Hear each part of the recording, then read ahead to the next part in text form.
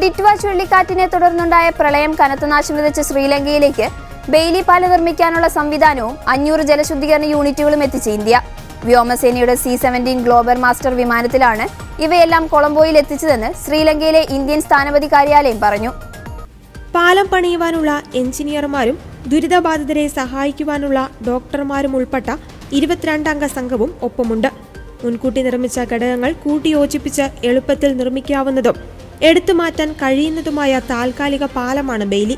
പ്രളയത്തിൽ പാലങ്ങൾ തകർന്ന ഇടങ്ങളിൽ ബെയിലി സ്ഥാപിച്ച് കൂടുതൽ ദുരിതാശ്വാസം എത്തിക്കുവാൻ അതിലൂടെ സാധിക്കുമെന്നാണ് കരുതുന്നത്. കഴിഞ്ഞ ആഴ്ചയുണ്ടായ പ്രളയത്തിൽ ഇതുവരെ 479 പേർ മരിച്ചു, 350 പേരെ കാണാതായി. ഇപ്പോഴും പല ജില്ലകളും ഒറ്റപ്പെട്ട് കിടക്കുകയാണ്.